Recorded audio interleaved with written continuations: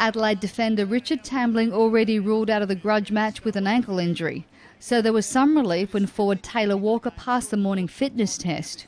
However, the traditional showdown between Adelaide and Port lacked any of its usual grit. The Crows booting 2 straightforward goals. 2 goals to the Crows, that's their lead. While Port seemed to do everything in order not to score. Robbie Gray was 70 yards clear, and because they went from the corridor out to the wing, it allowed players to get back and nearly get to him. You know, players have got to have a better peripheral vision than that. Luke Thompson booted on debut for the Crows with his second kick in the AFL. Cork threw it out somehow, gets over to Thompson in his first game, if you don't mind, and he's got his first goal in league football. While namesake Scott found Kurt Tippett on the siren. Long ball to the square, at the back, Great big mark. Man Tippett. Great mark. As the forward extended Adelaide's margin to 27. The Crows have got a stranglehold early on Showdown 30.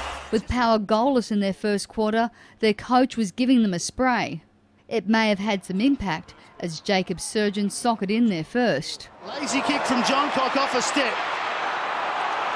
There to clean up. He's not free yet. He loses his shorts. Well done. Surgeon off the ground. That's what they needed, Port Adelaide. They're on the board and he wants the crowd involved. The Crows replied with back-to-back. McKernan, 30 metres out. Kicks high ball, straight through the middle. Before Power found the switch.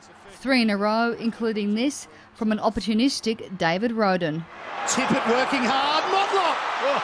Gee, almost got boot to ball. Got no. Roden from nowhere.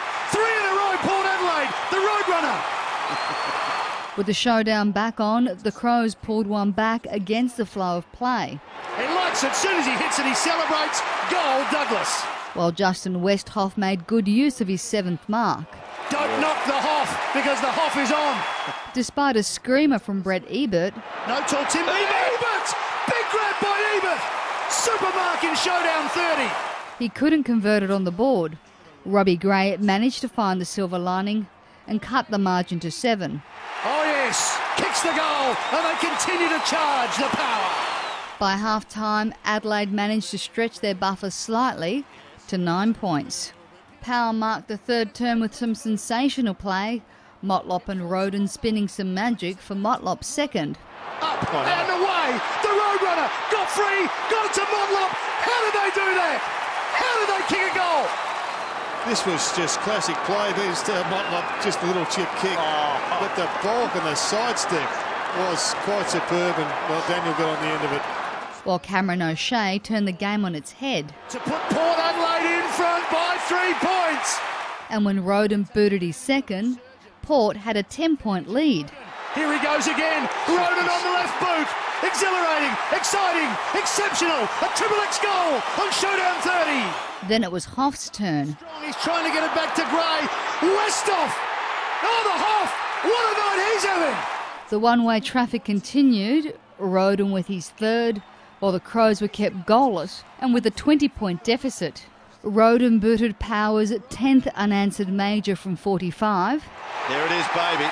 Thank you very much. The Roadrunner celebrates. It's a big night for Port. Desperate to stop the rot, Bernie Vince found an outlet. Tries to do something at the other end. They're first inside 50 and they get a goal. But the damage had been done.